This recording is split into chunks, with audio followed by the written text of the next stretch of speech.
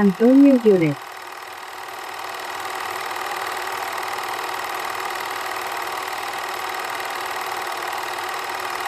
Una vida entregada a su pueblo, defensor incansable de Alberic, deja su legado para perdurar en el tiempo.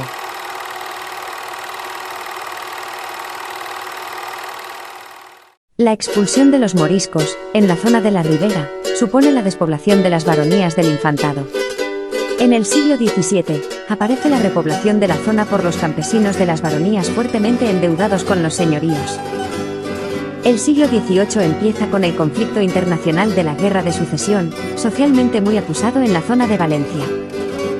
En 1753, en Alberic hay 433 vecinos. El aumento de población es muy lento, debido a una gran mortalidad, causada básicamente por la guerra, las adversidades climáticas y los riesgos provenientes de las enfermedades que derivan de los encharcados arrozales. Solo con la inmigración tanto de propietarios como braceros, se consigue mantener un mínimo incremento de población. Me llamo Antonio Lloret. Vine al mundo en 1754, en un lugar llamado Alberic, que en ese momento era un señorío del duque del Infantado. Muchos años antes de que yo naciese, mi abuelo, José Lloret y alcalde pedáneo de Alberic, ya tuvo que litigar con el duque por pleitos con el ayuntamiento. En 1764, siendo yo un niño, mi padre, Dionisio Lloret, que también fue alcalde, impulsó un proceso contra el señor de la villa, para incorporarla a la corona y liberar a sus habitantes de los abusos y de los exorbitantes tributos, que debían pagar al señorío. Dicho proceso fue después continuado por mi tío Simeón Lloret. Estudié leyes en Valencia, y cuando tenía 22 años, en 1776, obtuve el doctorado y me establecí en mi pueblo, donde además de ejercer como abogado, continué participando activamente en el pleito que habían iniciado mi padre y mi tío contra el duque del Infantado. En 1785 me casé con María Vicenta Cervelló, y tuve 2 hijos, Antonio y María Jesús. En 1800 me desplacé a Madrid, donde permanecí 5 años, para hacerme cargo del litigio y presentar, con la ayuda de mi yerno José Balaguer, casado con mi hija María Jesús, los memoriales correspondientes ante el Supremo Tribunal de Hacienda. Europa en el siglo XVIII tiene una sociedad aristocrática, apoyada en el régimen señorial y cuya expresión política es la monarquía absoluta. Sin embargo, el antiguo régimen está agotado. Muy pronto, la Revolución Francesa no solo acabará por desmantelar las viejas estructuras en toda Europa, sino que, además, permitirá que se realice una nueva sociedad, con la aparición de la burguesía.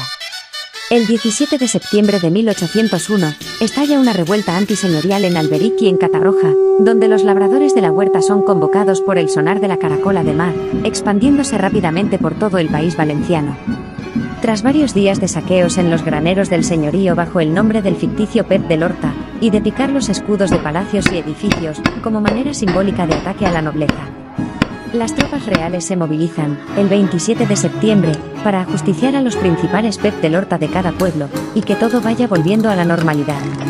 Alberic es designado epicentro de la rebelión, donde hubo una fuerte represión siendo ejecutado Mariano Besó y Barberá, acusado de ser el principal cabecilla, aunque algunos de los que estaban en Alberic huyeron y nunca más se supo de ellos.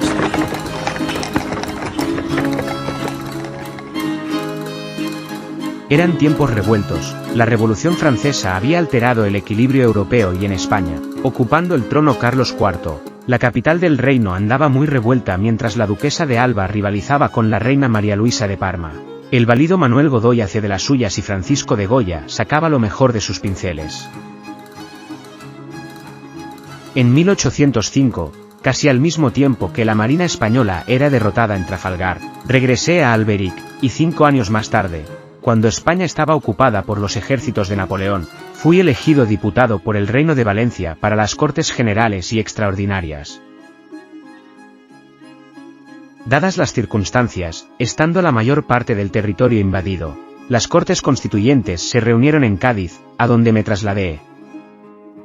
Dentro de la Guerra de la Independencia en la que Francia quiere conquistar los territorios de España y Portugal, y con la invasión de las tropas de Napoleón, en gran parte del territorio español, Cádiz, se erige como la plaza inquebrantable de la última resistencia de la nación española a la invasión napoleónica.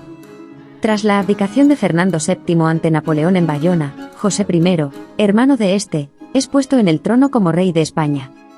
Aquellos que se resisten a la invasión, sin reconocer al monarca francés, forman la Junta Central, y van buscando refugio cada vez más al sur hasta hacerse fuertes en Cádiz, donde deciden formar unas Cortes Constituyentes, con el objetivo de liderar el vacío de poder y elaborar una constitución, liberal e ilustrada, que entregarle al pueblo español. Llegan a Cádiz para reunirse cientos de diputados, de la península e islas, además de los que llegan de América y Filipinas. Se reúnen en el oratorio de San Felipe Neri a diario, todas las sesiones son seguidas con gran interés por la prensa del momento, hasta que el 19 de marzo de 1812, día de San José, en las escalinatas de la puerta del oratorio de San Felipe Neri se hace la lectura pública de lo que sería la primera Constitución española.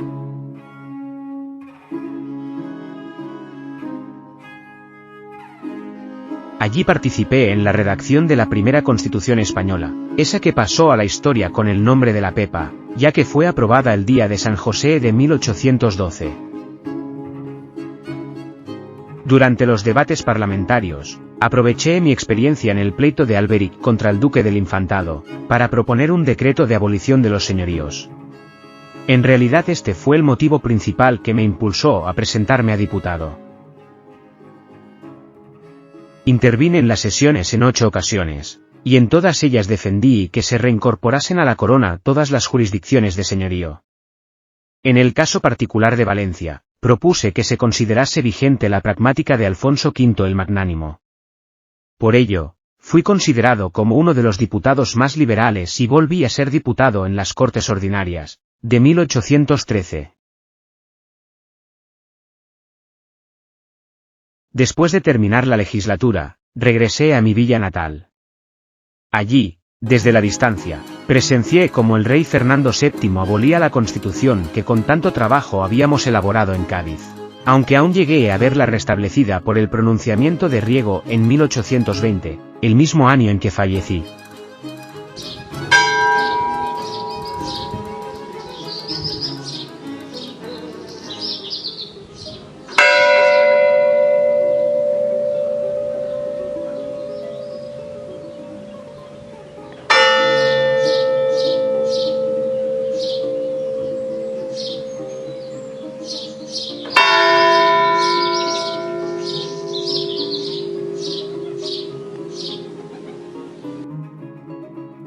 Pero no llegué a tiempo de disfrutar de la que hubiese sido la mayor alegría de mi vida, la victoria jurídica en el pleito contra el duque del Infantado, y el consiguiente restablecimiento de la villa de Alberic a la corona, que se produjo 13 años después de mi fallecimiento.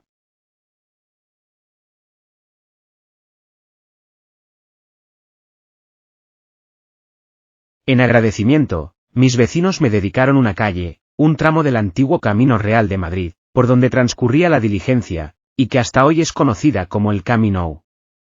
Además, en 1854, una decisión del ayuntamiento alberiquense decidió que, mi nombre y el de mi tío Simeón, constasen eternamente en el salón consistorial y que se imprimiesen mis intervenciones en las Cortes de Cádiz, para darlas a conocer a los niños en las escuelas. Quisiera yo, señor, tener hoy la elocuencia de un Cicerón para hablar con acierto y propiedad sobre el digno asunto que se discute, y en qué tanto interesa la causa pública y la humanidad, pero a pesar de mi insuficiencia presento a vuesa merced un sencillo discurso, en que manifiesto aquellos sentimientos, que son propios de un ciudadano español, fundando al mismo tiempo mi opinión acerca de la proposición del señor García Herreros. Deseo que el juicio que he formado de ella sea de aprobación. Y suplico a uno de los señores secretarios tenga la bondad de leer este papel.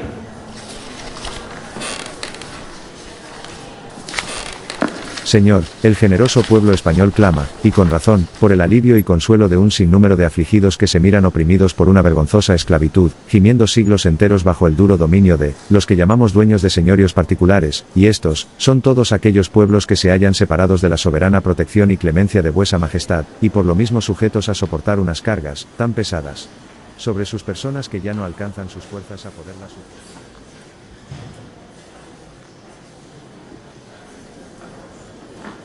Como natural y vecino de la villa de Alberic, pueblo de señorío, no puedo que menos de poner en consideración de vuesa merced, que dicha villa, lugar de gabarda y despoblados de Alcocer y Alaquier, todos sus anejos, se componen de poco más de 600 vecinos, que su término comprende 3/4 de hora de latitud y 2 de longitud, que Alberic salió de la corona en el año 1348, por precio de 200.000 sueldos valencianos, y la jurisdicción también se separó de la corona en el año 1387, por el precio de 22.000 sueldos barceloneses, pero con el pacto de retro o carta de gracia.